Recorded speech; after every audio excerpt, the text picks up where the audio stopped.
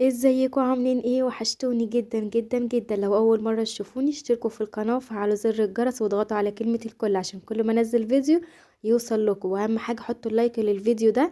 اهم حاجه حطوا اللايك ومتنسوش اللايك لاني تعبت فيه جدا جدا جدا. ويلا بينا بقى نشوف هنعمل ايه النهارده.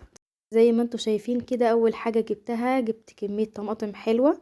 يعني على قد كل واحد بيجيب الحاجة اللي عارف ان هو هيستخدمها تقعد معاه قد ايه.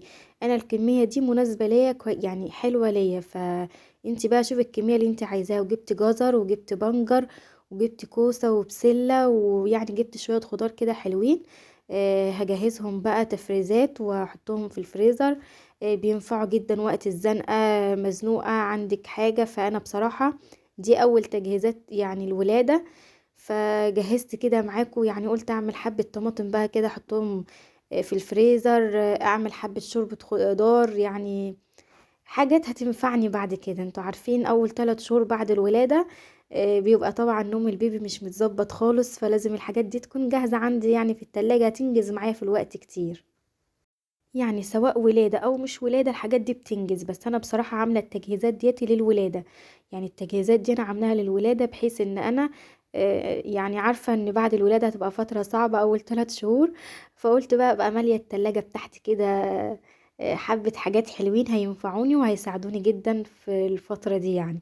فجبت كده حبة الطماطم الحلوين دولت هعملهم. انا مش لازم تقعد عندي من السنة للسنة، انا يعني يقعدوا معايا بس كام 3 4 شهور كده حلوين هيمشوا معايا الدنيا. انا مش من النوع اللي بحفظ الحاجة من السنة للسنة والكلام ده كله، لا بالعكس. انا مع يعني انا بحب التفريزات جدا، بس برضو مع ان الحاجة الطازة الفريش بيكون طعمها افضل واحسن. هي التفريزات بتساعد معانا وبتنفع لما بيكون وقت زنقة، دخل عندك ضيوف فجأة، تعبانة مش قادرة تنزلي تشتري حاجة، فعندك الحاجات في الفريزر بتطلعي. لكن طبعا مفيش بعد الفريش والحاجة الطازة. بس التفريزات انا والله بحبها جدا، وانا مع التفريزات لانها بتسهل علينا كتير جدا لو تعبانة او في اي حاجة بتسهل علينا التفريزات بصراحة. انا هنا بقى غسلت الطماطم غسلة كويسة جدا. طلعت منها كل الحاجات اللي فيها زي ما انتوا شفتوها، وبعد كده فضيت المية وحطيت مية نظيفة تاني.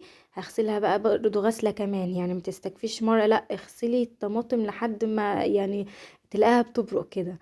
فزي ما انتوا شايفين انا فضيت المية ورجعت مليت تاني وغسلتها بقى غسلة كويسة. زي ما انتوا شايفين كده بقى زي الفل. شايفين المية طالعة نضيفة ازاي منها؟ يعني اغسلوا فيها لحد ما تلاقوا درجة المية يعني نضيفة كده. جبت بقى حلة كبيرة ألمونيا. على فكرة الحلل الألمونيا حلوة جدا في الحاجات اللي زي دي، وفي النظافة بتاعتها والله أنا يعني الحمد لله برجع الحلة كأنها لسه جديدة.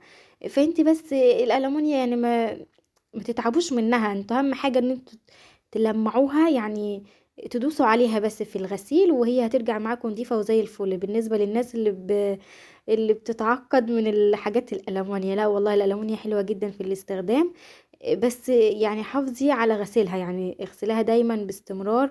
مش هيكون فيها اي زرقان او اي حاجة، هترجع نظيفة وزي الفل. هنا اهو مليت الحلة الكبيرة وجبت بقى ايه بنجرايه كده معايا، لان الطماطم الايام دي اكيد كلكم عارفين الطماطم لونها مش الحمار اللي هو مش حمر قوي. فحطيت كده بنجرايه منه تديها لون كويس ومنه يعني فايدة. انتوا طبعا كلكم عارفين الفوائد بتاعت البنجر عاملة ازاي. انا بقى ولا خبيرة ولا ان انا بعلمكم ولا الحاجات دي كلها. انا بعمل يعني عادي زي ما بعمل لبيتي، بس انا بس بشجعكم بديكوا تشجيع مش اكتر. هنا اهوتي فصصت البسلة والجزر قطعته والكوسة وكده. بس البطاطس دي انا عاملة حبة صغيرة عشان هجرب معاكم كيس واحد بس من شوربة الخضار. هحط له البطاطس اللي هو مش هيقعد معايا كتير، يعني هعمله في اول حاجة. فالبطاطس يعني مش هتاخد معانا وقت، فانا مش هفرز البطاطس في شوربة الخضار. بس انا عاملة كمية صغيرة ان انا اطلع يعني اعمل لكم حبة كده صغيرين بالبطاطس. وبعد كده بقى اكمل بقى تفريز شوربة الخضار لوحده من غير بطاطس خالص. جبت بولة كده اهو، طبق استانلس كبير، وحطيت فيه بقى كمية البسلة، حشت منها حبة صغيرين كده. وكمية الجزر برضو حطيتها، حش منها حبة صغيرين. وهنزل بالكوسة كمان. والخضار كان جميل جدا والله، كان خضار صابح كده وجميل ما شاء الله بصراحة. شايفين الخضار شكله عامل ازاي. هنا بقى حشت حبة قليلين اوريكم يعني اللي هو بقى شوربة الخضار بالبطاطس. فانا دولت يعني الحبة دولت هعملهم على طول، يعني مش هخليها تستنى يعني معايا كتير في الفريزر. لكن اللي من غير بطاطس هما بقى اللي هخليهم بعد كده.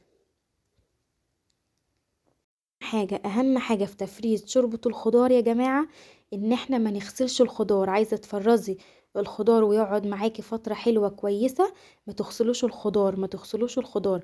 الخضار ده انا قشرته، انا بس نسيت اقول لكم في اول الفيديو. الخضار ده انا قشرته وقطعته كده اللي هو بحاجة خليته منه نضيف ويحافظ عليه، وما بلتهوش مية. حاجة بقى في الخضار ان انتي ما تبلوش ميه. عايزه تاخدي نتيجه كويسه من تفريز الخضار، حاولي ان انتي ما تبليش الخضار ميه. يعني انا كل الخضار ده اللي انا كنت مفرزاه معاكم ما بلتهوش ميه.